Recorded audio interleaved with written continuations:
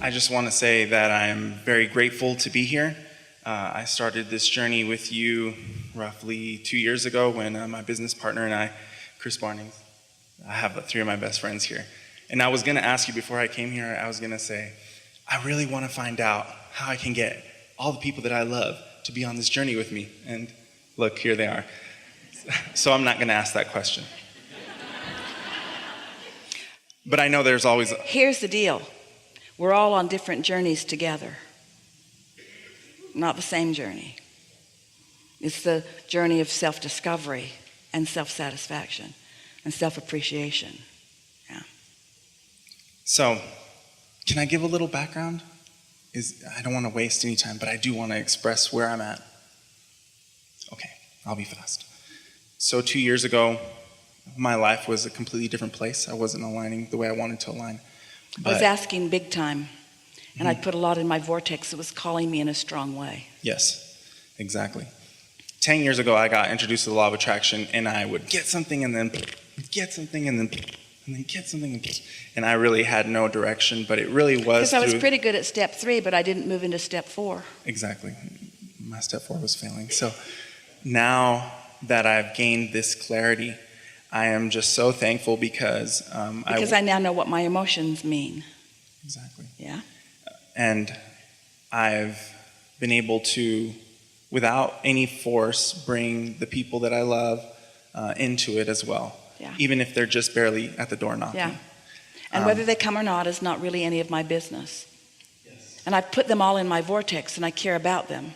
But the whole art of allowing is to not get hung up on what's not happening the way I need it to be. I don't need the conditional reinforcement of them all getting it in order for me to stay sustained in my getting it. And the likelihood of them getting it is much greater if I stay in alignment whether they get it or not. Yeah. Yeah, you Figured can't force that out. somebody. Yeah, exactly. You said something that triggered that. What you just said to me before on an audio that I heard of yours, where you said you can't force somebody to be receptive, so stop trying. I just thought that was so powerful. So, and you can't find satisfaction for another. Correct. Yeah. So, manifesting faster is my question. Well, this is a really good question, and it's a really easy answer, and you're really in a place that you're going to hear it like you've never heard it before, because we've been talking about getting ready to be ready to be ready to be ready to be ready, and to be ready to let that go faster. You have just got to have mastered the satisfaction factor. The thing that speeds you from the first realization that you're on the track to the full implementation and manifestation of it is such sublime satisfaction, which means no concentration or focus or awareness on the lack of it having happened. Ooh, that's so big. So knowing of the process of it becoming that it does not matter whether it has become or not, because it has vibrationally become, and that's enough for me. I don't need the proof of the manifestation. When you get there, See, I told you. That's it, isn't it? But that takes a little practice, doesn't it? Because it takes a little bit of you being able to consciously make the association between the way you were focused and the way you felt and what happened next. When you make that association, it's like Esther coming out of meditation and feeling really in a strong way that she wanted to move some furniture around in her house. And knowing that she was not going to move it around, so the next idea that came was call somebody that could help her. So she looked on the internet and found a company and called, and 2 really beautiful young people showed up. But before that had even occurred, the day before that, Esther had come out of meditation and realized that she had not been operating the sound system in the house. And so just the impulse to do that. But before that, something else, always getting ready to be ready to be ready to be ready. So on one of these early days, she fiddled around with the sound system and figured out how to make it work so that she could play it in the gardens and in the courtyard and in all of the rooms of the house. And she discovered something about it that she didn't know before. And then she's looking at all the genres of music and listening 5 or 10 minutes of this one and this one and this one and this one. And then she found the rap station and she thought, ooh, I wonder how I will feel about that. And as she allowed herself to listen, she felt the movement of it and the energy of it and the enthusiasm of it. And she really, really liked it. And she turned it up really, really loud and moved all through the place, just sort of moving to the movement of it. And it was so exhilarating and so satisfying. As far as she knew, that was what that was all about. It was for that satisfaction that got bigger and bigger and bigger and bigger and bigger. And then the next day, she gets another idea, not even related to any of that, to move some furniture around and call some people. And when they came, they were impressed with what she had created around her. And they were really interested in helping her move things from place to place. And in the process, they noticed how much fun she was and how much fun she was having. And they were having such a good time with her. And one of them said with great intensity, "What do you do?"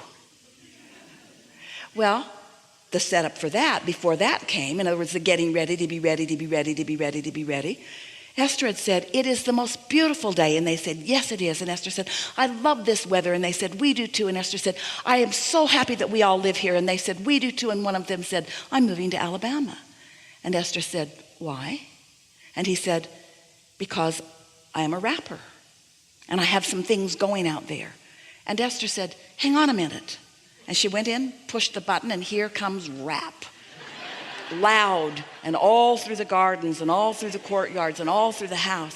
Now it's all queued up and ready. And now he says, "What do you do?" And Esther says, "I am a teacher." "What do you teach?" "Rap."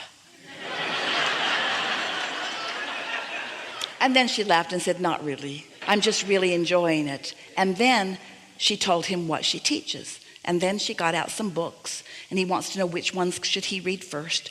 And she realized that all of that, all of those setups were so that she could be step 2 in somebody else's process. All of those setups. Esther's a teacher to the core of her being. She's an uplifter to the core of her being. Her furniture could be here or there or here or there or here or there or here or there. It doesn't matter. The whole thing was all to lead her to them. And the whole reason that she discovered rap in her own experience was so that she would have a way to come into that. In other words, the universe knows what the path of least resistance is, not only for Esther's joy, not only for Esther's exaltation, but for everyone that Esther comes into contact with. You see, there's such a, what you want to call a divine plan, and we want to call an ever evolving way for all of you, all of us, to play together in a way that is beneficial. And how do you know it's beneficial? It feels good now. Is it about the long-term manifestation? No, it's about this and this and this. But how are you going to experience this if you haven't experienced this? And how are you going to experience this if you haven't experienced this? And how good can this feel if this didn't feel really good? And how good can this feel if this didn't feel really good? And so it is our desire that we have helped you to understand that this moment where you meet you, where the energies of you and the energies of you come together, this is all there is. And now you have heard and at least have an opportunity to begin to deliberately manage your vibrational mix. You get to manage your vibrational mix. You get to manage your degree of satisfaction or your degree of not satisfaction, you see. And you say, "Will big things come to me?" Yes, but you know, satisfaction is satisfaction. And the thing that makes satisfaction feel like it's getting greater and greater and greater, what is it? It's momentum. If you're satisfied and feeling easy, it feels a certain way. If you're satisfied and feeling off the charts enthusiasm, it feels another way. So what you really want to do is just find a reason to be satisfied and then just hang in there with it consistently enough that law of attraction can apply its masterful momentum. And the best part of it is that you get to watch it. You get to realize it. You get to interpret it. You get to live it. You get to realize it. It's being projected to you all the time. The question is, are you in the receiving mode of it? We've enjoyed this. We feel satisfied in this unfolding. Do you? Yes. And we feel eager about what's coming while satisfied with what is. And that's the key. satisfied with what is and eager for more. Satisfied, eager not in a lackful sense that we need it, eager in a knowing sense that it's coming for sure. Satisfied and knowing we're going to be more satisfied, and knowing we're going to be more satisfied, and knowing we're going to be more satisfied. And you know what our greatest satisfaction factor is? When you get it, when you are consciously acknowledging. You know those goosebumps you have and that elation you feel? That's you feeling what we feel. We've enjoyed this immensely. And as always, we remain stubbornly, eternally, always, consciously in your vortex.